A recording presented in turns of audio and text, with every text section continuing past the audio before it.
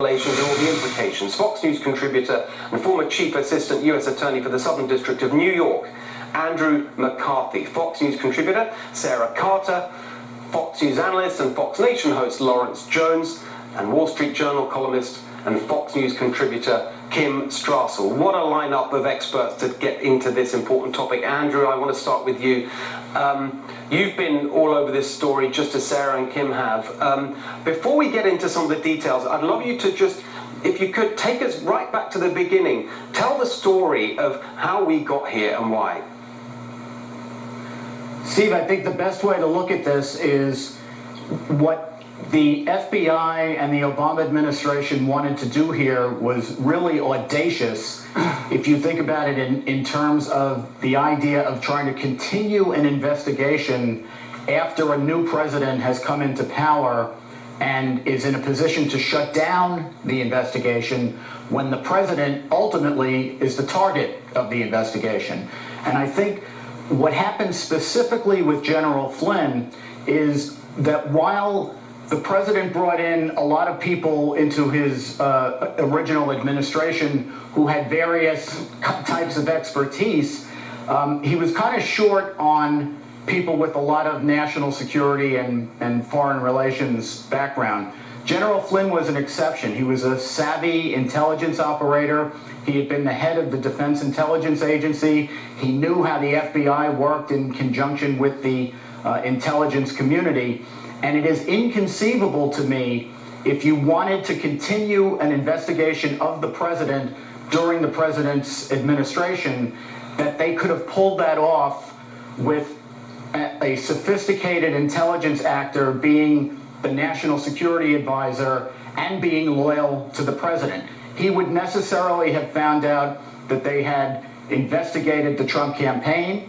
He would necessarily have found out, for example, that they were in the FISA court conducting surveillance on Trump campaign advisors, and he would have been able to figure out pretty easily that President Trump was the ultimate quarry that they had in connection with the investigation. So I think in terms of him and looking specifically at Flynn's case, it's better to look at him as kind of something that was obstructing the Bureau rather than their objective in the investigation. They needed to remove him if they wanted to continue this particular investigation.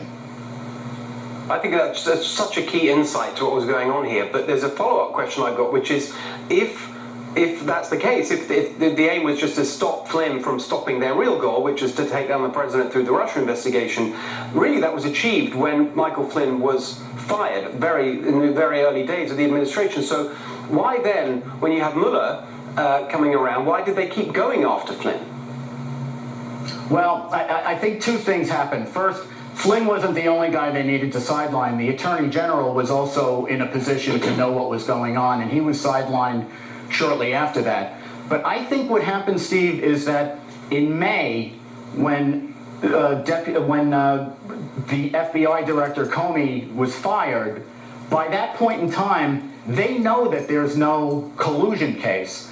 And I think at that moment, it actually became an obstruction case against President Trump. In fact, we know after Comey was fired that his successor, the deputy FBI director, McCabe, actually opened a criminal obstruction investigation against the president on the absurd theory that firing the FBI director was somehow obstruction. Mm-hmm. And I think this became principally an obstruction investigation from that point.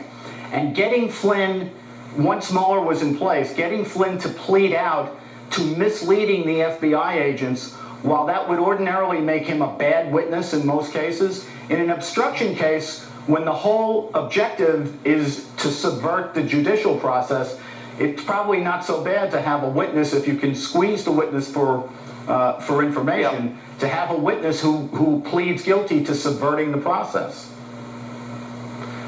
So Sarah, Andy's very helpfully put the context there for the Flynn part of this, which collapsed this week, and that was really all about keeping the main event going, which was the Russia investigation, which actually originated before the election, which also collapsed with the new information this week with those transcripts from Congress about what Schiff knew and was lying about, all the evidence he'd heard. Just take us through that part of it, going back to before the election and what happened with the main Russia investigation, the news on that this week.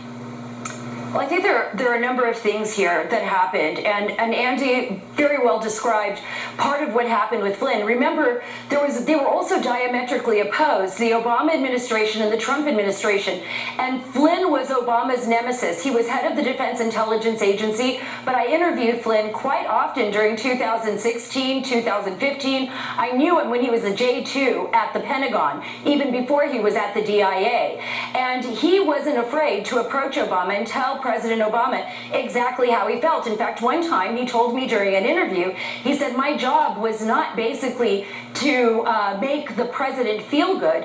It was to tell the president the truth. And President Obama didn't want to know the truth.